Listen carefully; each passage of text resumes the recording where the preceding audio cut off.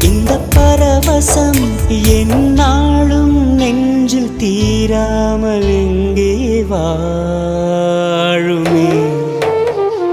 கடவுள் தந்த அழகிய வாழ்வு